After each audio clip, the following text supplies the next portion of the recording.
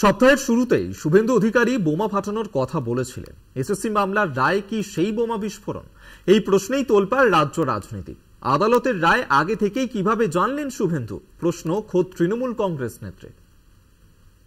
আগামী সপ্তাহের শুরুতে এমন একটা বোম পড়বে, তৃণমূল দেশামাল হয়ে যাবে। গদ্দারা যখন বলছেন বোমা ফাটাবো, আমি বলি আগে একটা কালী পটকা ফাটা। বোমা তো তোদের বিরুদ্ধে আমরা ফাটাবো।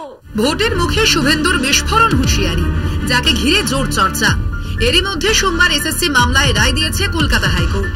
প্রায় 26,000 জনের চাকরি বাতিল হয়েছে, যা নিয়ে তুঙ্গে রাজনৈতিক চাপানুতোর।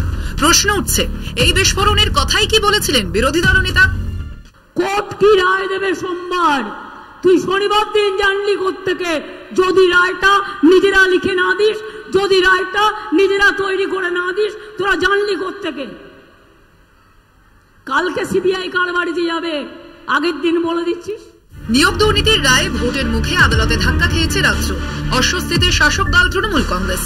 আদালতের রায়কে হাতিয়ার করে তৃণমূলকে নিশানা করেছেন পদত্যাগী বিচারপতি অভিজিৎ গঙ্গোপাধ্যায়। মিথ্যাচারী মুখ্যমন্ত্রী, যিনি জোট চুরিকে প্রশ্রয় দেন, যার সে তৎকালীন শিক্ষামন্ত্রী, যিনি এই দালালি করেছিলেন, তিনি জেলে। তার যদি বিন্দুমাত্র লজ্জা বলে কোনো জিনিস থাকে, এক্ষুনি তার পদত্যাগ করা উচিত এবং এখন থেকে এই নির্বাচন রাষ্ট্রপতি শাসনের আলনেরা হওয়া উচিত। কিন্তু যদি কোনো বিজেপি নেতা আগাম পূর্বাভাস দেয় এবং তার পরিপ্রেক্ষিতে তারপরে দেখা যায় হাইকোর্টে কোনো রায় হচ্ছে, তাহলে তারপরে যদি কেউ বলেন যে যারা বোমা ফেলবে বলছে, তাহলে বোমার সূত্রটা, বোমা বাঁধার কাজটা হয় বিজেপি অফিসে বসে হয়েছে, নয় হাইকোর্টের উঠোনে বসে হয়েছে। আদালতের এই রায় নিয়ে আসরে নেমেছে বামেরাও। শিক্ষামন্ত্রী সহ অনেকে যেমন যুক্ত, তাদের সবার মাথায় মুখ্যমন্ত্রী। সুপার নিউমেরিক পোস্টের বন্দোবস্ত করেছেন মুখ্যমন্ত্রী। মুখ্যমন্ত্রীকে কেন তদন্তের মুখোমুখি হবেন না তিনি? তাকে সিবিআই তদন্তের মুখোমুখি ডাকা জরুরি।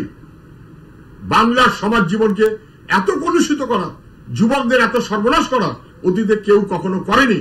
আদালতের রায়কে চ্যালেঞ্জ করে সুপ্রিম কোর্টে মামলা করতে চলেছে school service commission. Kolkata TV.